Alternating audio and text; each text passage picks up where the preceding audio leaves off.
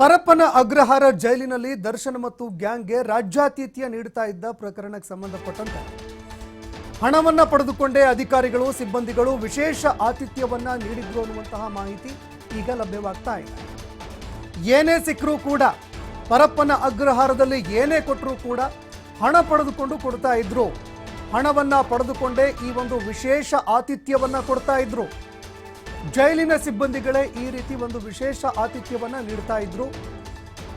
ಇದೆಲ್ಲವೂ ಕೂಡ ಸಿಸಿಬಿ ಪೊಲೀಸರ ತನಿಖೆ ವೇಳೆಯಲ್ಲಿ ಅಸಲಿ ಸತ್ಯ ಬಯಲಾಗಿದೆ.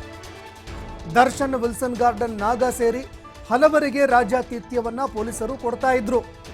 ಜೈಲಿನ ಹೊರಗೆ ಏನೆಲ್ಲ ಒಂದು ರಾಜ್ಯಾತಿಥ್ಯ ಸಿಗುತ್ತಲ್ಲ, ದುಡ್ಡು ಕೊಟ್ರೆ ಆ ರಾಜ ವೈಭೋಗ, ಅದೆಲ್ಲವೂ ಕೂಡ ಜೈಲಿನಲ್ಲಿ ಸಿಗ್ತಾ ಇತ್ತು. ಅದು ಕೂಡ ಬೆಂಗಳೂರಿನ ಸೆಂಟ್ರಲ್ ಜೈಲು.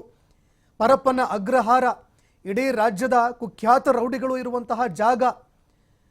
ಅಂತಹ ಒಂದು ಜಾಗದಲ್ಲಿ ಯಾವ ರೌಡಿಗಳು ತಪ್ಪನ್ನ ಮಾಡಿ ಜೈಲು ಪಾಲಾಗಿರ್ತಾರೆ, ಯಾವ ಕೈದಿಗಳು ಒಳಗಿರ್ತಾರೆ, ಅಂತಹ ಕೈದಿಗಳಿಗೆ ಎಲ್ಲ ವ್ಯವಸ್ಥೆಯನ್ನು ಕೂಡ ಅಧಿಕಾರಿಗಳು ಮಾಡಿಕೊಳ್ತಾ ಇದ್ರು. ಹಣದ ಆಸೆಗೆ ಸಕಲ ವ್ಯವಸ್ಥೆಗಳನ್ನು ಕೂಡ ಜೈಲಿನ ಅಧಿಕಾರಿಗಳು ಸಿಬ್ಬಂದಿಗಳು ಮಾಡ್ತಾ ಇದ್ರು ಅನ್ನುವಂತಹ ಮಾಹಿತಿ ಈಗ ತನಿಖೆಯಿಂದ ಹೊರಬರ್ತಾ ಇದೆ. ಅಧಿಕಾರಿಗಳಿಗೆ ಹಣ ಸಂದಾಯವನ್ನು ಕೂಡ ನಾಗ ಮತ್ತು ಟೀಮ್ ಏನಿದೆ ಎಲ್ಲರೂ ಕೂಡ ಮಾಡ್ತಾ ಇದ್ರು ಅನ್ನುವಂಥದ್ದು ಗೊತ್ತಾಗ್ತಾ ಇದೆ.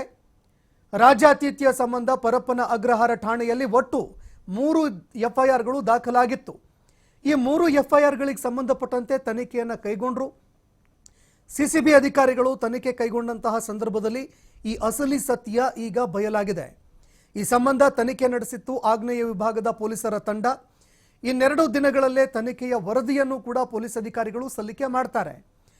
ಪೊಲೀಸ್ ಕಮಿಷನರ್ ಬಿ ದಯಾನಂದ್ಗೆ ಈ ವಿಷಯಕ್ಕೆ ಸಂಬಂಧಪಟ್ಟಂತೆ, ಪ್ರಕರಣಕ್ಕೆ ಸಂಬಂಧಪಟ್ಟಂತೆ ಒಂದು ವರದಿ ಕೂಡ ಖಾಕಿ ಪಡೆ ಸಲ್ಲಿಕೆ ಮಾಡುತ್ತೆ. ಅದಾದ ಬಳಿಕ ಯಾವ ಕ್ರಮ ಕೈಗೊಳ್ಳೋದಕ್ಕೆ ಅಂತ ಅಧಿಕಾರಿಗಳು ಮುಂದಾಗ್ತಾರೆ. ಯಾವ್ಯಾವ ಅಧಿಕಾರಿಗಳು ಈ ಒಂದು ರಾಜ್ಯಾತಿಥ್ಯದ ಹಿಂದೆ ಇದ್ರು, ಅವರ ವಿರುದ್ಧ ಏನು ಕ್ರಮ ಆಗತ್ತೆ ಅದನ್ನು ಕೂಡ ನಾವು ಕಾದು ನೋಡಬೇಕಾಗತ್ತೆ.